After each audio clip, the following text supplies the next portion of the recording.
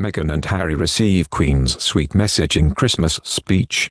In one of Queen Elizabeth I's most memorable speeches, she referred to the year of 1992 as an annus horribilis, a Latin term for horrible year. During her televised Christmas broadcast last year, she described 2019 as quite bumpy, after a string of tumultuous events that shook Britain and the monarchy. While the Queen has not been shy to admit to bad years, her speeches to the nation often carry an overarching message of hope no matter what. Her 2020 Christmas address on Friday hewed to that tradition. She focused on acts of empathy and kindness that have brought people together in the face of the pandemic. Let the light of Christmas, the spirit of selflessness, love and, above all, hope, guide us in the times ahead, she said. Her remarks marked the end of a particularly tumultuous year for the royal family. From Megxit, to the allegations that have haunted Prince Andrew, to the pandemic. Here is a look back at some of the events that made 2020 a tough year for the British royals. The year began with an announcement from Prince Harry and his wife, Meghan, the Duchess of Sussex, that they would step back from their roles as senior royals and wanted to become financially independent. The couple, who have battled for privacy and accused Britain's tabloids of relentless bullying, said they would seek to split their time between Britain and North America with their young son, Archie Harrison Mountbatten Windsor. Their statement surprised the Queen, who was not made aware of their decision ahead of time, according to reports in the British media. The pair have since retained the Sussex title that was bestowed by the Queen after they married in 2018, but are no longer referred to under the HRH title as Royal Highnesses.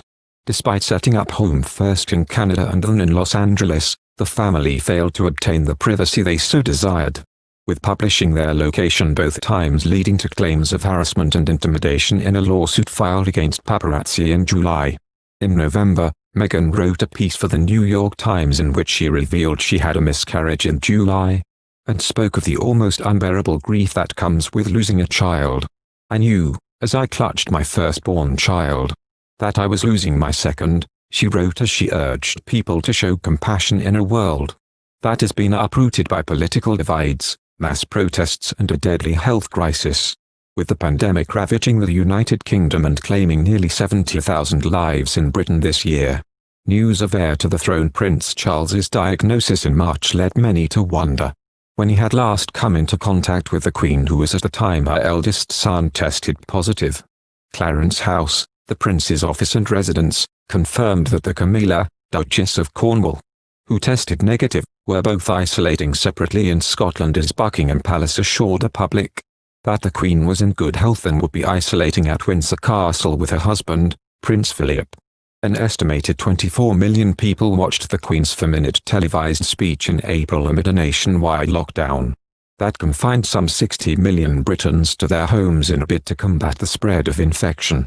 We should take comfort that while we may have more still to endure, better days will return, she vowed. We will be with our friends again, we will be with our families again, we will meet again. They have communicated, mostly virtually, extremely well. This has shown the purpose of the institution as little else could. Royal expert Richard Fitzwilliams told the Washington Post. They have been symbols of national unity above party politics.